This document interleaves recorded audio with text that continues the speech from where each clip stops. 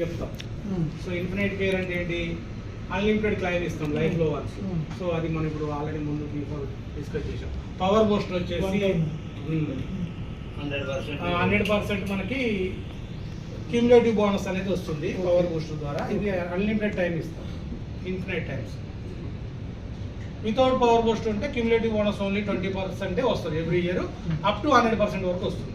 అంటే like 10 lakhs policy తీసుకున్నాము, 5 years 520 ఇస్తాడు, హోల్డ్ అయిపో అక్కడికి క్లోజ్ అయిపోతారు. క్లైమేట్ మీరు ఏమన్నా లేదు sir, irrespective of claim cumulative bonus. So మీరు చెప్పేది ఏంటంటే నో క్లైమ్ బోనస్ అని కొన్ని కంపెనీస్ ఆఫర్ చేస్తాయి. మన దగ్గర నో క్లైమ్ బోనస్ కాదు, ఇది cumulative bonus. Irrespective of claim. Right. So infinite some ఎష్యూడ్ తీసుకునే ఆప్షన్ ఉంది మనకి. అండ్ జంప్ స్టార్ట్ మీన్స్ మనకి 3 years వెయిటింగ్ పీరియడ్ తో ఉన్న డిసీజ్ అన్ని 30 days కి రెడ్యూస్ చేసుకుంటాం విత్ జంప్ స్టార్ట్ తోటి. ABCD అడిషనల్ అమౌంట్ పడింది. BP, sugar, cholesterol, obesity, asthma.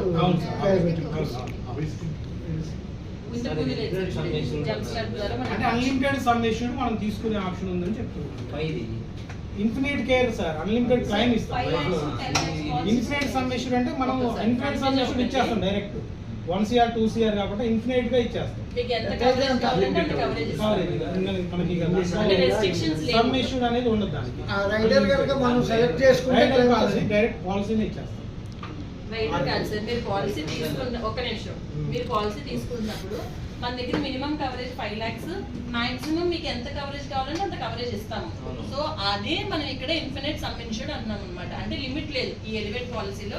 నేను మీకు 1 crore రూపాయల వరకు ఇస్తాను, సేమ్ మన ఏజ్ బట్టే ఉంటుంది, లిమిట్ గా ఉంటది.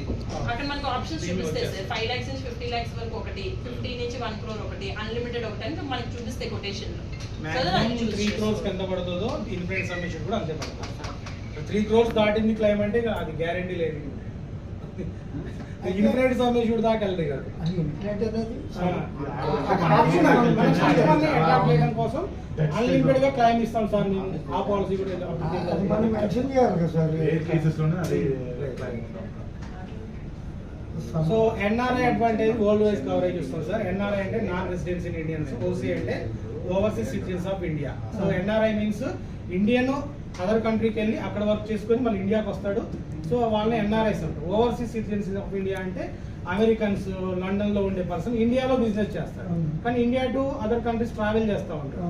అతనికి ఇండియాలో ఉన్నప్పుడు ట్రీట్మెంట్ ఇస్తాం మనం. సో అది వీళ్ళకి మనకి ఎన్ఆర్ఐ అడ్వాంటేజ్ లో 25% వరకు డిస్కౌంట్. లేదు సార్, ఎవరైనా